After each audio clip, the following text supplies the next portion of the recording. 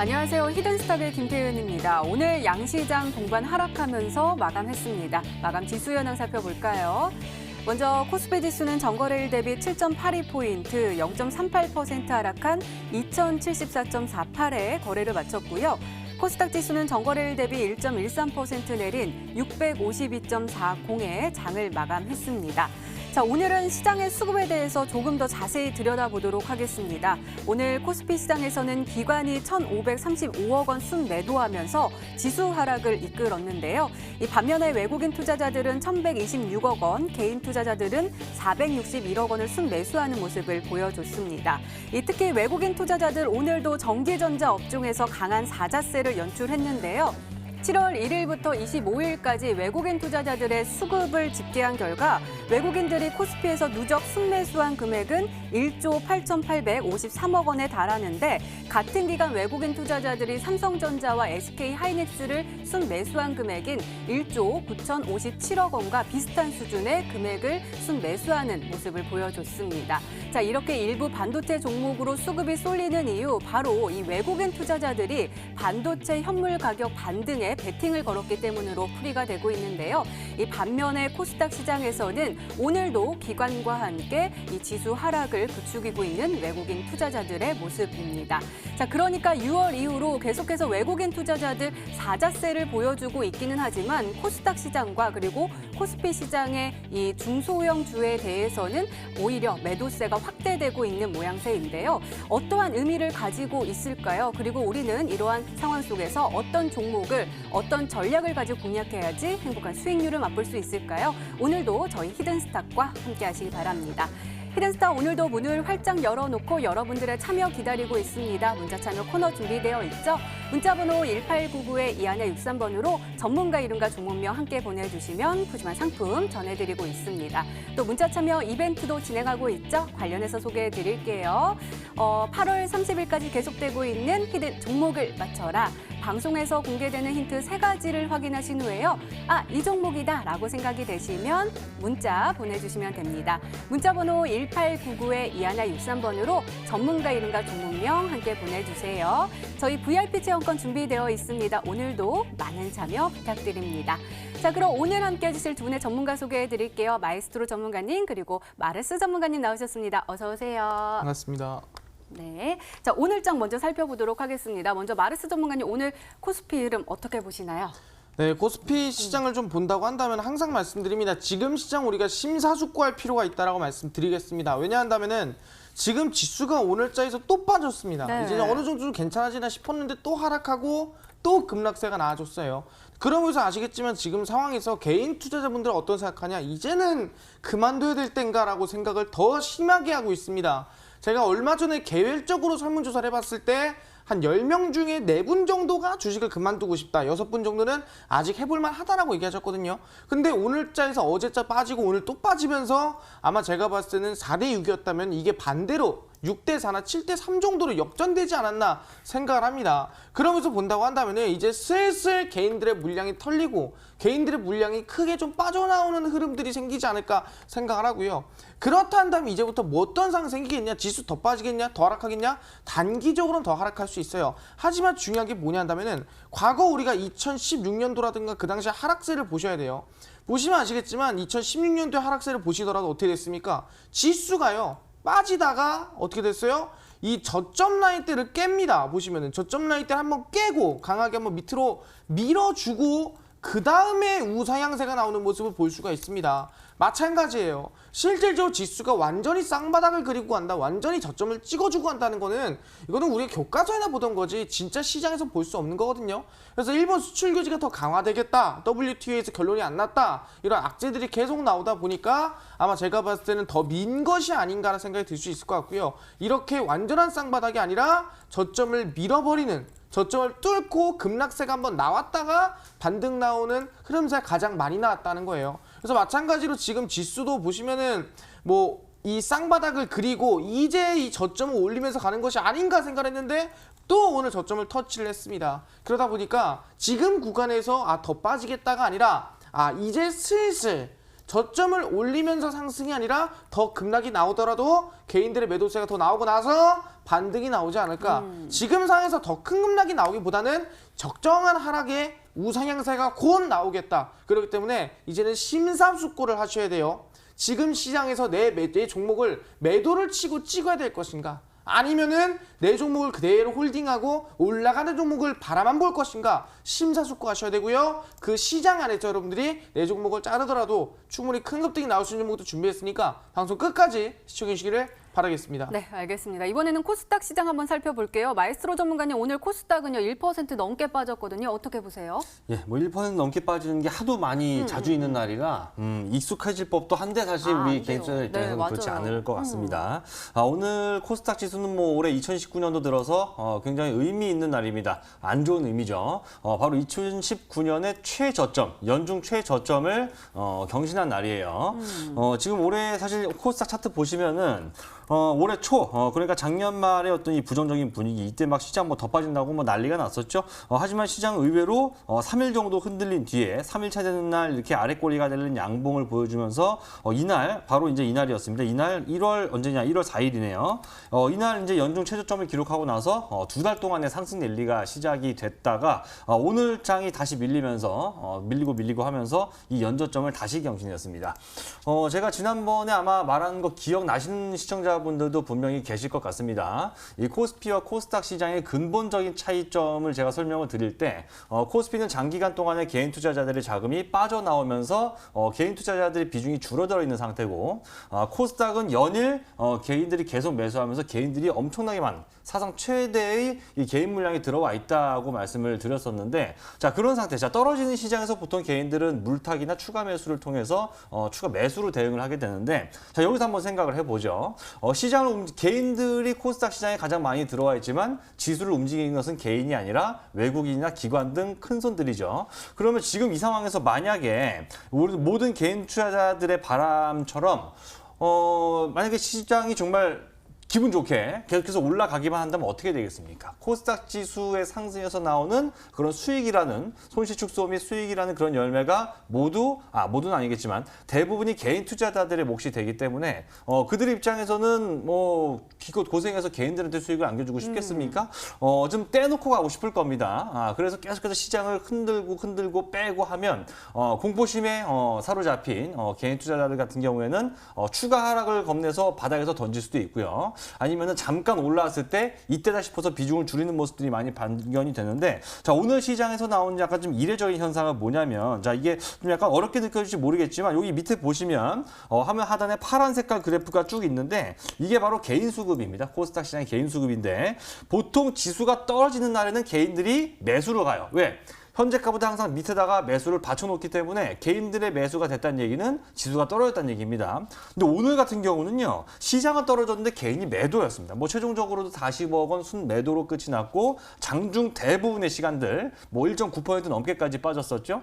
이 장중 대부분의 시간들에서 개인 투자자들 매도를 했다고 하는 것은 빠지는 장에서 개인 투자자가 매도했다는 것은 그만큼 추가 하락에 대한 어떤 두려움이 커졌기 때문에 이제 던지려고 하는 이런 모습 많이 나오고요. 만약에 그러니까 내일 같은 경우 한번 생각을 해보자 이겁니다. 시장이 아래로 더 크게 떨어지면 당연히 매도가 또 나올 것이고 반대로 시장이 위쪽으로 좀 세게 올라간다고 하더라도 이러다가 도로 빠지겠지라는 생각 때문에 올라도 팔고 떨어져도 팔 거라 보니까 지금 이 최저점 구간에서 개인들 물량이 나가고 있다는 것은 나중에 시장이 반등 나왔을 때 제가 그때 얘기했었죠. 버스에 100명 타고 있다가 50명만 타고 있으면 더 빨리 갑니다. 그래서 아마 지금 이제 이렇게 털리지 않고 잘 남아 있으면서 또 이렇게 단기 급등할 종목들로 잘 구성해서 좀 이렇게 만들어 놓는다면 얼마 지나지 않아서 나올 상승장에서 우리 투자자분들 그동안에 고생한 것들 전부 다 돌려받을 수 있는 기회가 곧 생기리라고 판단이 되니까 계속 뭐 이 방송 이제 보시면서 많은 도움 얻어가셨으면 좋겠습니다.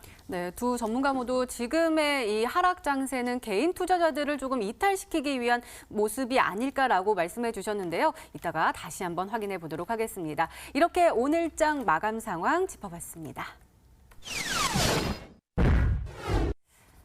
네, 이번에는 전문가 눈에 띈 특징주 한번 살펴볼게요. 먼저 마르스 전문가께서 KPM테크 가지고 오셨습니다.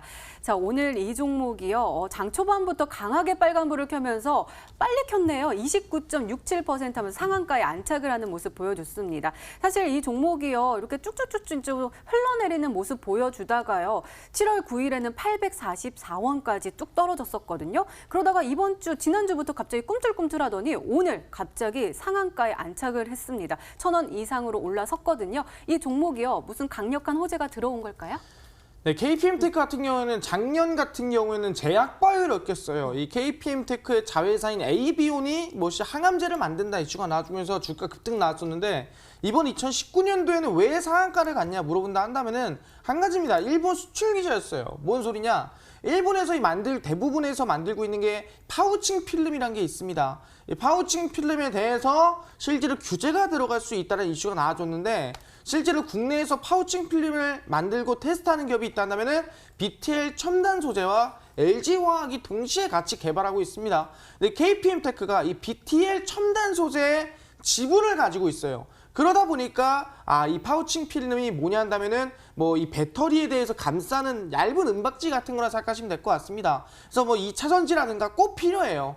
근데 실질적으로 이 규제가 들어오면 못 쓰니까 국내에서 수혜를 받을 수 있는 기업이 어디다? KPM테크다. 그러다 보니까 주가가 상한가를 만들고 급등이 만들어졌다 보시면 될 것 같습니다. 제가 항상 얘기했습니다. 일본 수출 규제는 단기적으로 끝날 문제는 아니다. 중의원 선거가 만약에 2019년도 말에 진행이 된다면은 2019년도 말까지 쭉 이어질 가능성이 높다라는 거예요. 그래서 실제로 앞전에 나왔던 에칭가스라든가 폴리이미드라든가 레지스트라든가 이 상황적인 종목들이 아니라 새로운 실제로 세도마스크 그리고 KPM테크처럼 지금 보시면 아시겠지만 이 파우칭 필름 이런 종목들이 급등이 나와주고 있다는 거예요. 그렇기 때문에 아직 기회가 있고요. 일본 수출 규제 관련 종목 중에서 아직 급등 안 나온 종목도 있다 말씀드리면서 방송 끝까지 보시면은 그 종목 공개해드리니까요. 끝까지 시청해 주시기를 바라겠습니다. 네, 알겠습니다. 오늘도 기대 많이 해볼게요. 자, 이번에는 마이스트로 전문가께서 분석해 주실 특징주가 궁금한데요. 러셀 가지고 오셨습니다. 자, 오늘 흐름 보면요. 장 초반부터 또 빨간불 켜면서 시작을 하면서 더욱더 강한 빨간빛을 내면서 마감을 했습니다. 8.82% 상승하면서 2,715원의 종가를 형성을 했는데요. 일별 시세 보니까요. 7월 1일부터 굉장히 쏘아 올렸죠. 우리 그 전날 갑자기 일본이 수출 규제를 하겠다라는 소식을 들리면서 그 다음부터 변동폭이 굉장히 크게 나타나고 있습니다. 오늘은 또 강하게 또 빨간불을 이렇게 마감에 꼬리도 안 달리고 네. 쭉 올라가는 모습이었거든요. 이 종목 반도체 장비주로 저번에도 한번 말씀해 주셨던 기억이 나는데 예. 이런 수혜가 지금 더 많이 받고 있는 상황인가 봐요. 아무래도 돈이 몰리니까 왜냐면 시장에서 지금 안 좋은 상황에서 돈이 다 일로 몰리고 있다 네네네. 보니까 오늘 종가 기준으로는 오늘이 연고점 경신을 했어요. 종가 기준은. 이 러셀은 좀 전에 앵커님도 말씀하셨다시피 제가 추천 종목으로는 아니었지만 관심주로서 방송에서 한번 언급을 드린 적이 있었던 회사입니다. 이 회사는 그냥 장비를 단순하게 만들어서 파는 회사가 아니라 약간 특이하다. 리퍼비싱 업체라고 제가 설명을 드렸었는데 그러니까 장비가 좀 오래 쓰고 그러다 보면은 이제 그 노후화된 장비를 중고로 이제 매입을 해다가 그걸 갖다가 이제 다시 고치고 닦고 조이고 한 다음에 약간 좀 성능을 업그레이드 시켜서 다시 파는 이런 이제 리퍼비시 기업이다라고 제가 한번 설명을 드린 적이 있습니다. 이 종목은 일단 오늘 상승률만 놓고 보면 8.8%. 이제 많은 분들이 당연히 상한가가 물론 상한가 가면 제일 좋지만 그런 것도 좋지만 저는 약간 꾸준한 것들 그러니까 약간 반짝하는 어떤 폭발적인 반짝하는 종목도 물론 좋지만 이렇게 꾸준하게 계속해서 추세가 잡혀가면서 안정을 이루면 얼마나 마음 편하겠어요. 지금 아시다시피 여러분들 지금 2달 가까이 동안 시장이 얼마나 힘듭니까? 자고 나서 눈만 뜨면은 시장이 빠지고 지금 한 달 반, 2달째 계속 내리막만 걷고 있는 이런 시장 속에서 이 러셀 같은 경우는 반대로 계속 올라가고 있고요. 심지어 그리고 일본 이런 수출 규제와 관련된 이런 이슈가 나오기 전에도 사실은 완만하게 올라가고 있었습니다. 원래도 이렇게 쭉 올라가고 있어요. 요건 6월. 요거는 아직 여기입니다. 그러니까 아직까지는 그 일본과 관련된 이슈가 나오지 않았을 때도 완만하게 쭉 올라가면서 월간 기준으로 한 20% 정도 상승률은 나오고 있었는데 일본 얘기 나오고 나서부터 가장 눈에 띄는 변화는 바로 여기 아랫부분입니다. 이게 뭐냐? 거래량이죠, 거래량. 자, 거래량. 이전과는 비교할 수 없을 만큼의 이 폭발적으로 많은 거래량이 나오기 시작을 하면서 이 지금 이 막대기 길이를 봐도 말이죠. 양봉 길이가 사실 요거가 지금 3월 정도부터 쭉 지금 차트가 나와 있는데 여러분들 아마 시청자 여러분들이 얼핏 보기에도 이렇게 기다란 양봉이 사실 그렇게 자주 나오던 종목은 아니었거든요. 근데 7월 되고 나서부터는 역시 이슈를 타니까 원래도 그냥 좀 모멘텀 있는 회사에다가 이슈까지 얹어지다 보니까 거래량 증가와 함께 같이 올라가고 이런 상황이 되는 것이죠. 모든 게 마찬가지지만 거래가 터지고 급등이 나오고 나서 들어갔을 때 우리가 얻을 수 있는 수익보다는 아무래도 그런 게 나오기 전에 미리 선취해서 들어가면 더 좋았는데 이제 그런 시점은 약간 지나가긴 했지만 어쨌든 뭐 좋은 모습은 계속해서 보여주고 있습니다. 이슈로 인해서 이제 전에 없던 급등이 계속 나오고 있는데 자, 저는 아까 말씀드린 것처럼 시장이 떨어진다. 특히 지금처럼 뭐 우리 코스닥만 하더라도 지금 3일 동안 화수목 3일에서 거의 하루에 뭐 1% 이상씩 계속 밀려나고 있는 이런 그림인데 그런 시장 속에서도 꾸준히 이렇게 양봉을 기록하면서 오늘은 또 지수 하락하는 과정에서 또 이렇게 꿋꿋하게 올라가는 이렇게 추세가 이어지고 있다. 아무리 악조건인 시장 속에서도 이렇게 주가가 올라가고 있다고 하는 거 굉장한 메리트가 있는 종목입니다. 아마 제 방송을 계속 보셨고 제가 말씀드린 종목에 대해서 관심이 있으셨던 분들이라면 아마 그것도 있었지라고 아마 생각하는 분들도 계실 것 같아요. 그거 이따 좀 말씀을 드릴 텐데 아무튼 이런 종목 하셔야 됩니다. 시장에 비해 시장이 어찌 됐든 간에 꿋꿋하게 잘 버텨줄 수 있는 이런 종목들이 중요하고 오늘도 제가 우리 불편한 우리 시청자분들의 마음 지금 뭐 2달 가까이 그리고 최근 이번 주만 해도 뭐 계속 빠지기만 하다 보니까 많은 투자자분들이 굉장히 무기력해졌어요. 또 빠지겠지 뭐 약간 이런 거의 자포자기 상태로 가고 있는데 자, 여러분들 포기하면 모든 게 끝납니다. 절대 포기하지 마시고 오늘 제가 말씀드린 히든 종목과 함께 남들보다 한 발 앞서서 계좌를 역전시키는 첫 준비 미리 해나가셨으면 좋겠습니다. 네, 알겠습니다. 자, 이렇게 오늘 시장 분석과 함께요. 전문가 눈에 띈 특징주까지 짚어봤습니다.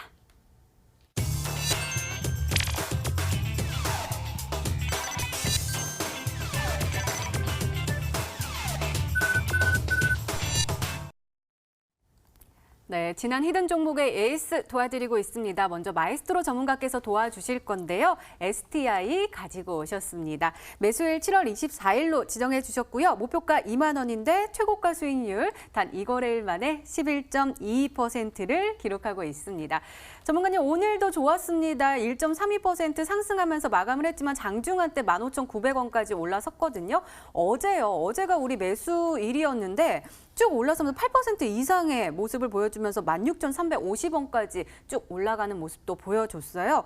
이 종목이요, 지금 10% 이상의 수익률을 얻고 있지만 그래도 목표가까지는 아직까지는 갈 길이 남아 있거든요. 계속해서 갈 수 있을까요? 일단은 뭐 어제 같은 경우가 사실 이 매수가 대비해서는 뭐 10% 정도 수익을 사실 하루 만에 챙길 수도 있었던 이런 움직임이 어제 나왔었거든요. 장이 되게 안 좋았단 말이에요. 그렇죠. 어제 같은 경우도 코스닥이 1.3% 네. 정도 빠졌었죠. 코스닥이 급락하는 과정 속 이거 코스닥 종목입니다. 네. 급락하는 과정에서도 STI가 이제 뭐 그런 수익을 냈으니 기회가 있었는데 제가 사실 이거 단기 매매, 그러니까 단타치라고 드린 게 아닙니다. 뭐 하루에 3% 5% 먹자고 드린 게 아니라 쭉 좀 보라고 드렸던 건데 하루 만에 수익을 뭐 10% 챙길 수 있었음에도 불구하고 이거는 팔지 않고 두는 것이 좋다. 왜? 지금 이렇게 안 좋은 시장 속에서도 사실 어제 같은 경우도 장중에 뭐 8% 이상까지 오늘도 시장은 역시 박살이 났지만 역시 종가 기준으로도 플러스 상태로 마무리가 됐기 때문에 이 종목은 뭐 시장이 이런 데도 올라가는데 증시 분위기만 좀 받쳐준다면 얼마나 좋은 흐름이 나오겠냐. 그래서 아마 제 말 듣고 이거를 어제 매수하신 분들은 STI 덕분에 아마 그래서 빠지는 시장 속에서 많은 위안이 되셨을 거라 생각을 하고요. 아무래도 이거 방송 보신 분들이 이제 많이 사시나 봐요. 매수가 많이 몰리는 것 같습니다.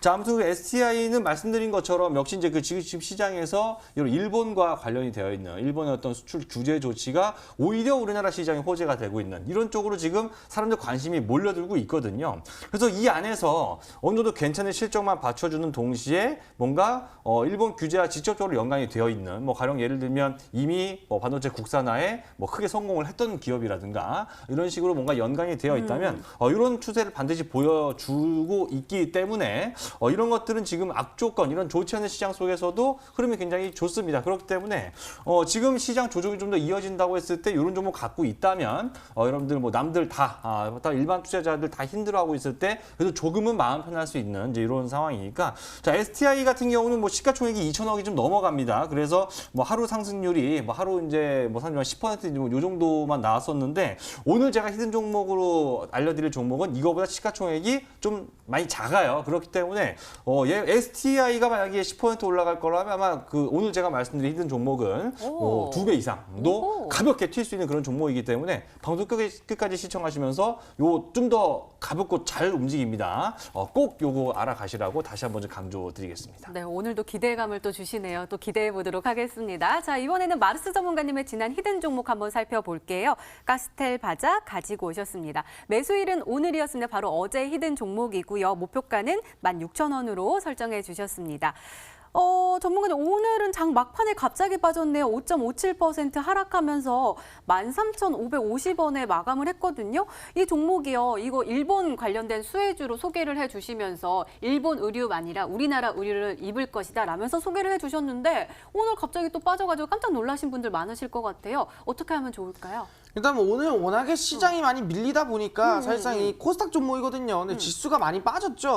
거의 맞춰가지고 종목들이 하면 눌린 것이 아닌가. 최근에 오늘자에서 뭐 시장 빠지면서 안 눌린 종목이 없어요. 그래서 뭐 가스텔 바작도 시장 영향 받아서 좀 눌렸다 생각을 하고 아마 오늘자에서 매수를 하신 분들 안정적으로 손절가 목표가 잘 잡으시면서 대응하더라도 어렵지 않을 것 같다 말씀드리면서요. 그대로 홀딩하셔도 괜찮겠다 말씀을 드리겠습니다. 네, 두 종목 모두 홀딩 전략 주셨습니다. 잘 참고하시기 바랍니다. 이렇게 지난 히든 종목의 에이스까지 도와드렸습니다. 네, 이제 본격적으로 오늘의 히든 종목 힌트 3가지가 공개됩니다. 그리고 여러분들의 추리도 시작이 되죠. 문자 보내주세요. 문자 번호 1899-2163번으로 전문가 이름과 종목명 함께 보내주시면 푸짐한 상품 전해드리고 있습니다. 또 문자 참여 이벤트도 진행하고 있죠. 관련해서 소개해드릴게요. 8월 30일까지 계속되는 이른바 히든 종목을 맞춰라. 방송에서 공개되는 힌트 3가지를 확인하신 후에요. 아, 이 종목이다 라고 생각이 되시면 문자 보내주시면 됩니다. 문자번호 1899-2163번으로 전문가 이름과 종목명 정확하게 보내주세요. 정답은 바로 방송에서 공개가 되고요. 당첨자는 사이트 통해서 다음날 발표가 됩니다. 저희 VIP 체험권 준비되어 있습니다. 저희 전문가분들과 더욱더 가까운 소통을 할 수 있는 기회가 있으니까요. 오늘도 많은 참여 부탁드립니다. 자, 그럼 본격적으로 시작을 해볼까요? 먼저 마르스 전문가님의 첫 번째 힌트입니다.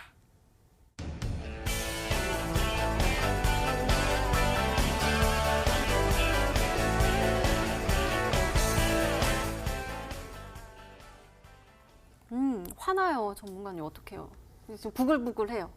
네, 이게 뭐 국민이라면 다 좀 기분이 안 좋을 수밖에 없는 사실이라 말씀드리겠습니다. 그래서 지금 이 법안에 대해서 이제 공모를 진행을 했습니다. 그러면서 중요한 게 지금 대략 3만 건 정도 많이 모였어요. 근데 그 3만 건 중에 90%, 10명 중에 1명은 이 한국의 화이트리스트, 이 화이트 국가에서 배제하는 거에서 동의한다라고 대부분이 지금 얘기를 했거든요.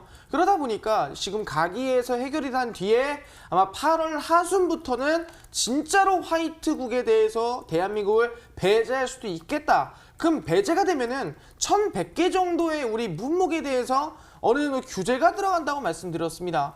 원래는 한 번만 실제로 우리가 허가를 받으면 되는 거를 3년 동안 한 번도 안 받아도 돼요. 한 번 받으면은. 근데 화이트 국가에 제외가 되면 뭐라고 있습니까? 할 때마다 수입 수출을 할 때마다 일본에서 하나 왜 수입 수출하는가? 어떻게 관리할 것인가? 회사는 맞는가? 어떤가? 하나 다 이거를 허가를 받아야 돼요. 할 때마다. 그렇기 때문에 굉장히 번거롭고요. 실제로 한 개만 안 되더라도 수입 수출 불가능합니다. 그 정도로 지금 안 좋은 상태예요. 근데 이게 진짜로 현실이 될 수 있다는 거예요. 실제로 원래 이 법률에 대한 공모 자체가 뭐 사람들이 아무리 의견을 많이 한다 하더라도 한 몇십 개 정도 하고 끝납니다. 그 정도로 원래 관심이 없어요. 근데 지금 이번만 이례적으로 정말 이 화이트국을 제외하냐 마냐 이것만 이례적으로 3만이 모였다는 거예요. 원래는 몇십 명밖에 안 하던 거를 3만 명이나 한 것만큼이나 지금 일본에서도 굉장히 집중돼 있고요. 많은 사람들이 이목이 쏠려 있다. 그럼 결론적으로 뭐냐? 지금 이 여론이나 지금 대부분의 투표나 결론적으로 봤을 때보다 화이트 국가를 제외하는 식으로 가는 가능성이 높겠구나. 그럼 결론적으로는 일본 수출 규제가 더 강화되고 일본의 화이트가 제외되면은 거기에 대한 반사이익을 수혜받을 수 있을 만한 기업들이 더 늘 것이라고 말씀드릴 수가 있겠습니다. 네, 더욱더 궁금해집니다. 두 번째 힌트 바로 열어볼게요. 마르스 전문가님의 두 번째 힌트입니다.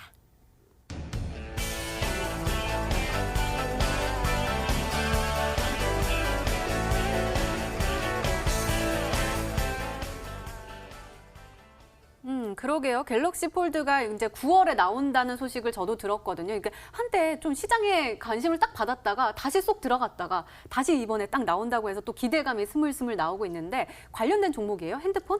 네, 이제 좀 갤럭시 폴드 관련된 기업이라고 말씀드리겠는데 이제 앵커님도 이제 휴대폰 바꿀 때가 좀 되지 않으셨나? 예, 갤럭시 맨날 바꾼다 예, 하고. 숫자가 지금 6인가 5인가 굉장히 몰라요, 예, 밑인 걸 알고 있는데 이제 바꾸셔야 될 것 저좀 같아요. 알려주세요. 좋은 거 있어요. 네, 이제 바꾸셔야 될 것 같아요. 폴드로. 폴드로? 예, 폴드로 바꾸셔야 될 것 같아요. 알겠습니다. 일단은 예, 4월 달에 갤럭시 폴드가 사실상 이 결함이 굉장히 많았어요. 접으면은 주름이 지고 그 다음에 이 접히는 부위, 힌지라고 하죠. 힌디지 된 부분에 계속 이물질이 들어가고 그러면서 아시겠죠? 굉장히 문제가 많았습니다. 근데 이번에 갤럭시 폴드 이 중간에 힌지 디자인하는데 이 구간에 이물질이 들어가지 않게 막아놨고요. 그 다음에 디스플레이 자체도 이제 뭐 주름이 지고 그런 것들을 다 해결한 상태에서 9월 달에 재출력을 한다라고 밝혀놨습니다. 근데 중요한 게 뭐냐 한다면은 당연히 갤럭시 폴드가 출력을 한다 그러면은 이번에 이 갤럭시 폴드에 관련된 이 디스플레이 관련된 반도체 관련된 기업들이 이슈가 될 수밖에 없는데 무슨 종목이냐 바로 일본 수출 규제와 더불어서 갤럭시 폴드 바로 이 스마트폰 관련된 수혜까지 동시에 가지고 있는 기업이라고 말씀드릴 수 있을 것 같습니다. 그렇다고 한다면은 아마 두 가지 이슈를 받고 있기 때문에 더 큰 상승이 기대될 수 있지 않나 말씀드릴 수가 있겠습니다. 그러게요. 또 생각해보니까 마르스 전문가님이랑 저랑 만난 지 꽤 됐는데 맨날 핸드폰 바꾼다 하고 못 바꾸고 있는데 이번에 한번 갤럭시 폴드 괜찮으면 제가 한번 접어서 갖고 와볼게요. 네. 알겠습니다. 자, 그러면은 마이스로 전문가님 한번 추리 좀 해주세요. 저랑 비슷한 그 라인대잖아요. 67. 예? 아니에요? 비슷하잖아요. 저는 아직까지 나름 최신이라서. 진짜요? 그리고 일단 그 뭐 폴드 나면 접는 거 산다고 하셨는데 일단 지금 두 가지 힌트를 듣고 저는 정답을 맞힐 생각을 좀 접어야 될 것 같은데요. 왜요? 왜냐면 뭐 첫 번째 힌트 같은 경우는 사실 뭐 이렇게 크게 뭐 도움이 될 만한 부분이 아니었기 그렇긴 때문에 하게요. 지금 뭐 이제 맞아요. 폴더블 관련주라는 거 정도. 네. 왜냐면 굳이 뭐 다른 이제 모바일 기기 냅두고 이제 폴더폰이라고 굳이 9월에 나온 걸 말씀하셨기 때문에 지금 한동안 이제 약간 그런 생각이 들어요. 정말 한동안 이 폴더블 관련주가 시장에서 잊혀져 있었거든요. 맞아요. 보통 그런 데서 이제 급등이 나오는 건 분명히 맞기 때문에 어떤 그런 시의성 측면에서는 이제 폴더블 관련주가 확실히 좀 저점 매수, 특히 이제 모든 급등주 마찬가지죠. 남들이 잘 관심을 안 갖고 있을 때 그때부터 가는 거거든요. 그래서 당시 이제 가만히 한번 보면은 한 두 가지 정도 그냥 후보군 정도만 좀 말씀을 드릴 수 있을 것 같아요. 먼저 가장 대표적으로 원익큐브라는 종목인데 이 종목이 사실 처음에 나왔을 때 좀 인기가 많았죠. 이 투자자들 사이에서. 그래서 이렇게 한번 인기몰이를 하다가 좀 죽었다가 다시 이게 좀 나타나는 그런 시점에서는 사람들이 먼저 생각하는 건 이때 이게 대장이었지. 이때 이게 제일 인기가 많았지. 라는 그런 종목부터 매수세가 먼저 들어가기 때문에 만약에 다시 폴더블 관련주가 좀 움직일 수 있다면 아마 좀 원익큐브 쪽에는 가능성이 좀 있어 보이지 않나 싶고요. 그런 거를 마치 좀 예감이라도 했듯이 원익큐브 역시 마찬가지로 최근에 시장 대비해서는 흐름이 좀 제법 괜찮습니다. 2주 넘게 지금 우상향이에요, 이미. 그래서 그런 것들이 약간 좀 준비가 되고 있었던 건가라는 의구심이 살짝 좀 들고요. 그리고 이 KH바텍이라는 종목도 있는데 얘도 뭐 자회사가 그 플렉서블 PCB 인쇄로 기판 만들고 있기 때문에 그만큼 그러니까 원익큐브만큼 유명하진 않지만 KH바텍은 다른 것보다도 최근에 한번 급등이 나온 적이 있었어요. 여기 보시면 6월 초에 한 차례 주가가 한번 위로 좀 솟구치는 모습이 좀 나왔었고요. 마찬가지로 오늘 같은 경우에도 보시게 되면은 이 거래량이 아직까지 아직이 많이 안 나온 것처럼 느껴지시겠지만 오늘 이 KH바텍이 장중 한때 얼마입니까? 6% 정도 막 그렇게 크진 않지만 약세장 치고는 좀 흐름이 괜찮았었고 이 거래량도 사실 이렇게 많이 안 나온 것처럼 보이지만 이게 어제보다 거래량 6배 이상 늘어난 거거든요. 오. 그래서 지금 이 원익큐브나 KH바텍이나 두 종목 다 폴더블 관련주라는 어떤 공통적인 또 공통 분모를 가지고 있는 종목 가운데서는 저점에서 좀 급등할 수 있는 이런 자리들이 제법 잘 마련이 되고 있지 않나라는 생각이 들어서 뭐지 뭐 폴더블 관련주 중에서 만약에 정답이 있다면 둘 중에 하나가 아닐까라고 좀 생각은 됩니다만 힌트 하나 더 들어봐야 할 것 같습니다. 네, 알겠습니다. 마에스트로 전문가께서는 두 종목으로 추리를 해주셨는데요. 이 세 번째 힌트가 남아 있습니다. 한번 살펴볼게요. 마르스 전문가님의 세 번째 힌트입니다.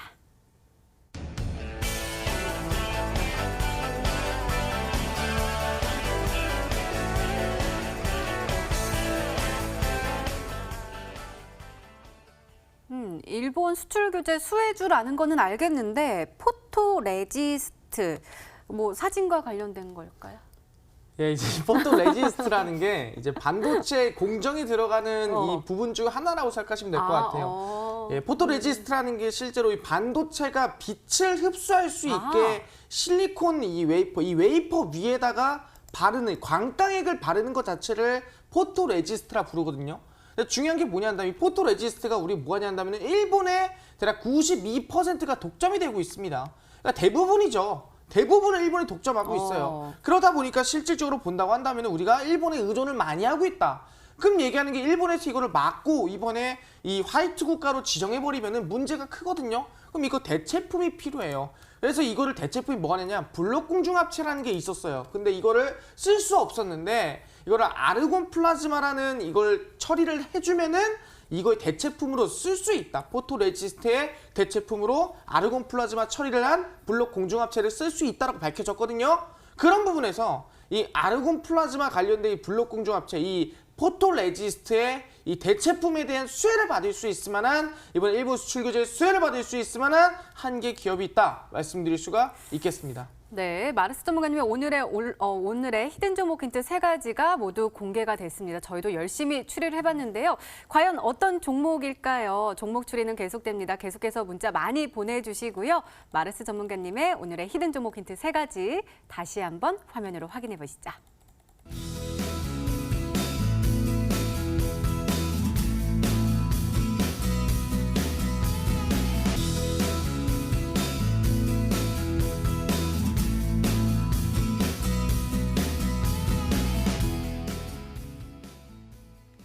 네, 히든 종목이 한 종목이 더 남아있죠? 이번에는 마에스트로 전문가님의 오늘의 히든 종목 힌트 3가지가 공개되도록 하겠습니다. 계속해서 문자 많이 보내주세요. 문자번호 1899-2163번으로 전문가 이름과 종목명 함께 보내주시면 푸짐한 상품 전해드리고 있습니다. 자, 그럼 차근차근 열어볼까요? 마에스트로 전문가님의 첫 번째 힌트입니다.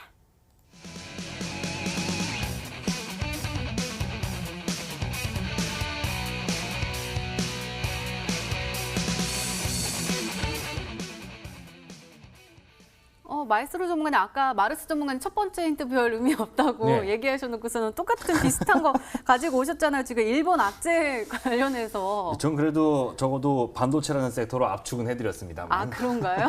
예. 일단 뭐 이건 근데 사실 첫 번째 힌트는 제가 요 며칠 방송 나오면서 거의 뭐 계속 반복해서 말씀을 드리는 것 같아요. 다만 이제 섹터만 조금씩 이제 바뀌어갈 뿐이지. 지금 뭐 일본 사실 이번 한 달 내내 그러고 있습니다. 지금 이제 뭐 다음 주면 이제 7월도 마무리가 되는데 지금 이 일본 아베 정부가 우리나라에 대해서 수출 규제 뭐 본인들은 수출 관리라고 표현하라고 뭐 하지만 아무리 봐도 규제인데 말이죠. 그죠? 그래서 이제 요거 때문에 이 많은 언론이라든가 사회적인 분위기는 이로 인해서 우리나라 자 반도체는 주력입니다. 우리나라 자동차도 예전만 못하고 조금씩 살아나고 있죠. 근데 다행히도 조선도 예전만 못하고 지금 다 예전만 못한 그런 상황에서 반도체 하나로 그나마 근근히 먹고 살았던 이 대한민국에 굳이 이렇게 물건을 안 대줘서 백테크를 들어온 이런 상황 나라 경제에 굉장히 큰 위기가 될 것처럼 사회적 분위기가 조성이 되고 있지만 실제로 삼성전자, SK하이닉스는 지금 외국인들의 폭발적인 매수세와 함께 심지어 오늘 SK하이닉스는 어닝 쇼크를 기록했는데도 올랐어요. 심지어 그만큼 지금 오히려 반도체 분위기 좋아지고 있고요. 뭐 대형주 가장 뭐 대표적인 삼성전자, 하이닉스가 올라가고 있고 다른 뭐 마찬가지입니다. 여러분 잘 아시는 뭐 가장 먼저 움직였던 후성 같은 경우 이것도 마찬가지로 차트 보시게 되면은 7월부터 시작해서 주가가 저점에서 거의 2배 가까이 오르는 이런 주가 단기 급등도 보여줬었고요. 뭐 동진세미캠 같은 이런 종목들 마찬가지로 소재 쪽에서는 이런 것들 막 올라가고 있고요. 그리고 여기저기서 지금 이제 뭐 대체품이랍시고 많은 종목들이 이렇게 막 튀어 올라오고 이런 상황입니다. 그래서 지금 이런 분위기, 단기적으로 이런 한일 간의 어떤 갈등이 안 끝나지 않는다라고 하는 것이 시장의 리스크가 될 것처럼 많이 얘기가 되고 있지만 실질적으로 시장에는 이거는 악재로서 전혀 반영이 안 되고 있고 오히려 호재가 되고 있거든요. 아까 제가 뭐 특징주로 말씀드린 러셀 같은 경우에도 지금 어땠습니까? 6월에는 그냥 적당히 올라가다가 7월에는 거래가 붙으면서 폭발적으로 올라가고 있다. 그래서 이런 쪽에서 계속 관련주가 나오고 있기 때문에 오늘 제가 말씀드린 종목은 역시 마찬가지로 소재든 장비든 어쨌든 이 반도체와 관련이 되어 있는 종목 중에서 아직까지 저점에서 제대로 급등하지 못한 정말 실적도 좋고 뭐 이런 종목 중에 하나라고 첫 번째 힌트를 드리도록 하겠습니다. 네, 얼른 힌트 더 들어보고 싶습니다. 두 번째 힌트 바로 열어볼게요. 마에스트로 전문가님의 두 번째 힌트입니다.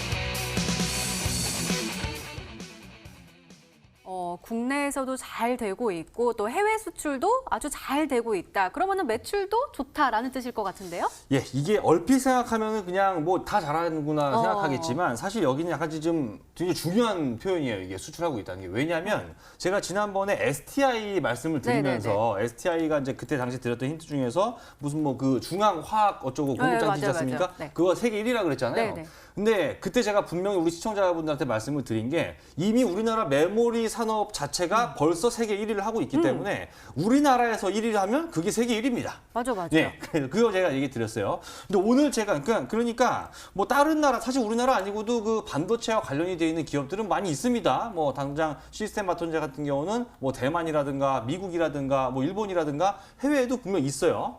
그러니까 이 회사는 자 우리나라만 보통 이제 우리가 뭐 점유율 1위다, 세계 1위다라고 말하는 대부분 종목들이 국내 시장에서 이만 거의 하는 이런 것까지는 좀 다르게 오늘 제가 좀 말씀드릴 종목은 최근에도 해외 수출 계약이 있었습니다. 뭐 다른 뭐 대만이라든가 쭉 있었는데 자 그러니까 그만큼 이 경쟁력 그러니까 우리나라 장비 업체, 우리나라 소재 업체이기 때문에 우리나라 삼성전자 하이닉스에서 써줘서 1위가 된 것이 아니라 외국에서까지 우리나라에서 이거를 갖다 쓸 정도라고 하면 그만큼 기술적인 측면에서는 훨씬 더 내수 시장만 갖고 1위를 하는 기업보다는 훨씬 더 유리한 입지를 접하고 있다는 말이 되겠죠. 그래서 그런 면에서 기술적인 강점, 특히 이제 해외 시장에 최근에 잇따라서 해외 업체들한테 수출 뭐 이런 거 아니 뭐 삼성전자 중국 법인 무슨 뭐 LG 디스플레이 중국 법인 이게 아니라 진짜 외국에 진짜 외국에다가 외국 기업에다가 최근 수출을 하고 이런 기업이기 때문에 그런 것들 잘 찾아보시면 조금씩은 이제 압축이 되지 않을까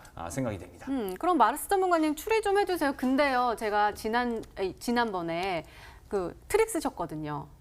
네. 그 예시 종목으로 언급하신 게 정답이었어요. 그러니까 이번에는 넘어가지 마시고 한번 맞춰봐 주세요. 제가 봤을 땐 저보다 좀 힌트가 더 좀 의미가 없으신 것 같아요. 반도체가 다 수출하고 다 뭐 규제하면 다 반도체인데 그러네요. 거의 뭐 모래에서 외국에 수출하는 회사는 그렇게 많이 없고 그리고 그 이유가 있습니다. 세 번째 때 다시 말씀드릴 건데 이유가 있어요. 오늘 좀 어려울 수밖에 없는 이유가. 네, 째려보신다. 네, 일단 말씀드린 뭐 하나 말씀하신 게 뭐 일단 제 생각에는 SK하이닉스가 아닐까 일단은 말씀드릴 수 있을 것 같아요. SK하이닉스가 이번에 아까 얘기한 대로 어닝 쇼크가 나왔음에도 불구하고 중요한 게 주가가 지금 전고점을 거의 돌파할까 말까 이러고 있습니다. 그렇기 때문에 지금 상황에서 안정적으로 보기에는 나쁘지 않지 않나, SK하이닉스도 흐름이 괜찮지 않나 생각해 볼 수 있을 것 같고요. 그리고 저도 이제 세 번째 힌트를 좀 듣고 그 다음에 얘기를 할 수 있을 것 같아요. 너무 힌트가 광범위하기 때문에 한번 힌트 세 번째를 듣고 가도록 하겠습니다. 네, 그럼 세 번째 힌트 바로 열어보도록 하겠습니다. 마에스트로 전문가님의 세 번째 힌트입니다.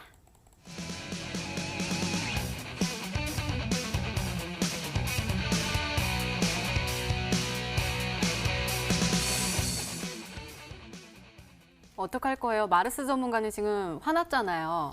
뭐 차트 워낙에 잘 보시는 분이기 때문에 아마 진짜? 여기서는 좀 약간 눈치를 채실 수도 있어요. 어. 근데 약간 오늘 제가 평소에 엊그저께, 그러니까 아마 우리 시청자분들은 아니 엊그저께는 그냥 쉽게 잘 알려주더니 오늘은 왜 이러나 생각하시겠지만 아까 제가 말씀드렸습니다.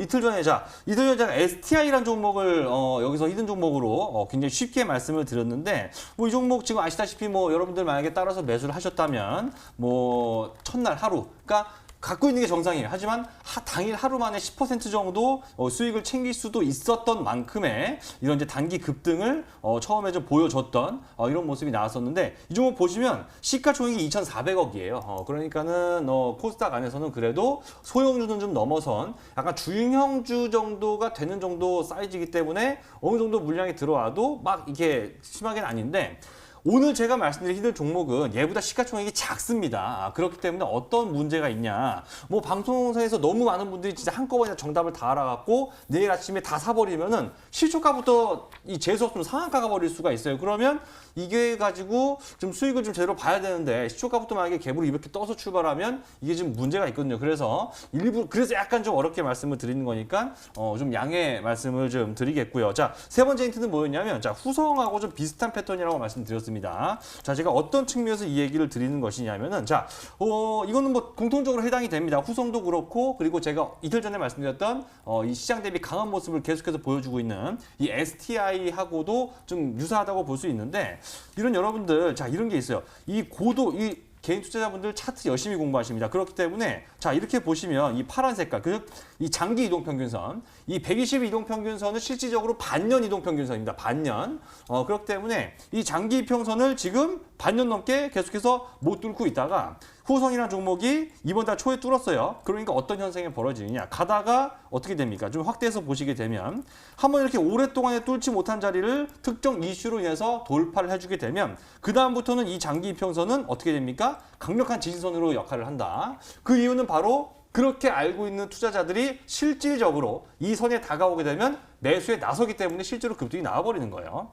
이것과 비슷한 패턴이다. 자, STI도 마찬가지입니다. STI도 마찬가지로 차트 길게 보시면 역시 마찬가지 얘는 더 길었습니다. 작년 4월부터 올해 1월까지 계속해서 이 장기 평선 밑에서 머물러 있다가 한번 돌파가 나와주면 그때부터 어떻게 됩니까? 이때부터는 안 깨지죠? 지지받고 여기서 화살표로 자 보면 지지받고 안 깨지고 올라가는 모습이라는 거예요. 그래서 이것과 동일한데 후성 같은 경우가 오늘 제가 말씀드린 종목이 딱 같은 자리인데 근데 당시에 후성 같은 경우는 어떻게 됐습니까? 다시 한번 차트 보시게 되면 이 자리에서 후성은 어떻게 됐습니까? 무려 약 70% 정도 70% 가까운 주가 급등을 보였는데 오늘 제가 말씀드린 종목이 바로 이 후성과 유사한 거의 비슷한 패턴으로 지금 급등을 눈앞에 두고 있는 종목이라고 세 번째 힌트 드리도록 하겠습니다. 네, 이렇게 오늘의 히든 종목 힌트 3가지가 모두 공개가 됐습니다. 그렇다면 시청자분들은 종목명을 맞추셨을까요? 문자 게시판 확인해 보시죠.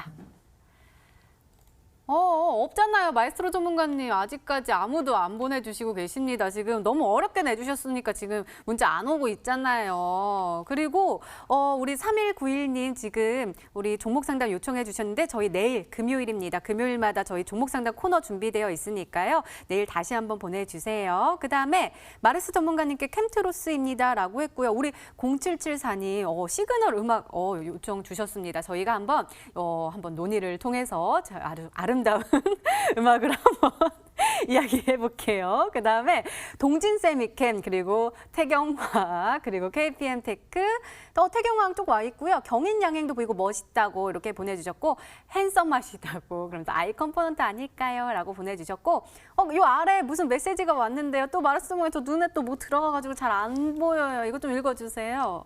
네, 앵커님 언제 봐도 참 예쁘고 매력 덩어리네요. 부럽습니다. 하고 영혼을 담아서 한 번 더 읽어주시면 좋을 텐데 다음번에 영혼 담아서 읽어주셔야 돼요. 네, 지금 영혼 있습니다. 아 그래요? 네, 알겠습니다.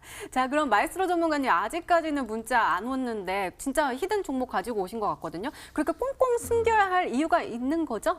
원래 이 종목이 사실 좀 어느 정도 덩치가 있었어요. 원래 좀 큰 회사였는데 이상하게도 이게 올해 예상 실적이 작년보다 확 올라가거든요. 근데 주가가 이 고점 대비해서 거의 반토막 정도가 나서 작아져 있단 말이에요. 네네. 그래서 시가총액이 너무 작아서 아까 말씀드린 것처럼 STI만큼의 어떤 그런 수급이 몰려버리면 이 종목은 바로 그냥 시초가부터 상한가를 가버려요. 그렇기 때문에 좀 이렇게 너무 많은 분들이 매수하면 안 된다. 그래서 좀 약간 좀 거른다는 표현이 약간 좀 죄송하긴 한데 약간 좀 선택받은 분들, 정말로 필요하고 간절한 분들에게만 좀 제한돼서 알려드리기 위해서 방송상에서 힌트를 좀 어렵게 드린 부분 다시 한번 우리 시청자분들 양해 말씀드리도록 하겠습니다. 네, 알겠습니다. 자, 그만큼 우리에게 수익률을 선물로 주실 것 같으니까 기대해 보도록 하겠습니다. 마에스트로 전문가님의 오늘의 히든 종목 힌트 3가지 다시 한번 화면으로 확인해 보시죠.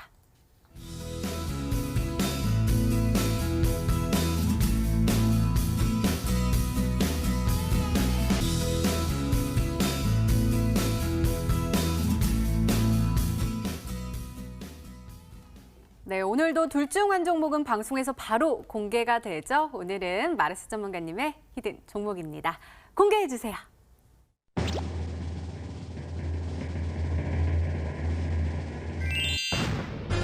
오, 태경화학이 정답이었습니다. 얼마 전에 또 강한 흐름 보여줬던 종목인 것 같은데요. 매수가 그리고 손절가도 좀 잘 좀 세워주세요.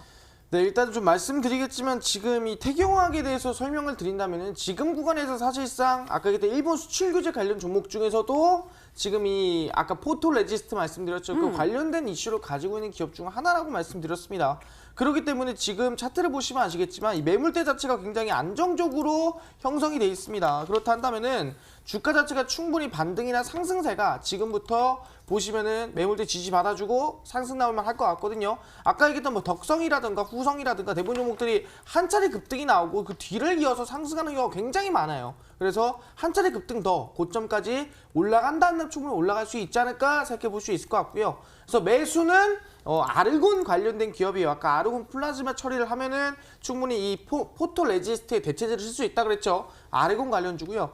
태경화학은 지금 구간에서 매수는 시초가 이하로 음봉이 나오면은 매수하셔라 말씀드리겠고요. 손절가는 지금 구간에서 깔끔하게 6,000원 라인대 잡아드리겠습니다. 깔끔하게 잡아드리고요. 목표가도 깔끔하게 7,000원 잡아드리겠습니다. 그래서 6,000원과 7,000원 손절가 목표가 잡으시면서 안정적으로 꼭 대응을 하셔라 말씀드리도록 하겠습니다. 네, 마르스 전문가님의 오늘의 히든 종목은 바로 태경화학이었습니다. 매수가 다음날 시초가 이하로 음봉 매수 전략 세워주셨고요. 목표가는 7,000원 그리고 손절가는 깔끔하게 6,000원으로 세워주셨으니까요. 가격 전략 잘 참고하셔서 꼭 행복한 수익률로 보답받으시기 바랍니다. 자, 마에스트로 전문가님의 오늘의 히든 종목 더욱더 기대감이 뿜뿜 올라오고 있습니다. 어디서 어떻게 확인해 볼 수 있을까요? 예, 제가 사실 지난 방송에서 말씀드렸던 뭐 STI 그리고 그 전에 에코바이오 둘 다 매수 당일날 바로 10% 맞아요. 넘는 쭉. 이런 상승세가 나왔었거든요. 그래서 저는 다시 한번 여러분들한테 사실 하락장이라 많이 힘들어 하시는데 좀 좌절하고 자포자기하고 우리 시청자 여러분들, 투자자 여러분들한테 좀 보탬이 되어 드리고 싶습니다. 아무리 하락장이 반복이 돼도 다시 여러분들 수익으로 바꿀 수 있다는 희망을 오늘 제가 히든 종목으로 다시 한번 좀 말씀을 드리고 싶은데 말씀드린 것처럼 좀 작기 때문에 좀 매수세가 몰리면 정말 빨리 튀어버릴 수도 있어서 좀 선택된 분들한테만 제가 잠시 후 9시 온라인 공개 방송에서 그 종목 제가 가격 전략과 함께 상세하게 알려드릴 테니까 잠시 9시 온라인 방송에서 다시 뵙도록 하겠습니다. 네, 마에스트로 전문가님의 오늘의 히든 종목과 전략이 궁금하신 분들은 온라인 무료 방송 참여해 주세요. 참여 방법 소개해 드릴게요. 먼저 인터넷 검색창에 히든스탁이라 검색하시면 MTN 히든스탁 홈페이지가 나옵니다. 들어가시면 방송 보기 배너 나와 있으니까요. 오늘 놓치지 마시고 꼭 챙겨가시기 바랍니다. 자, 오늘 공개된 종목부터 힌트까지 다시 한번 정리했습니다. 화면으로 확인해 보시죠.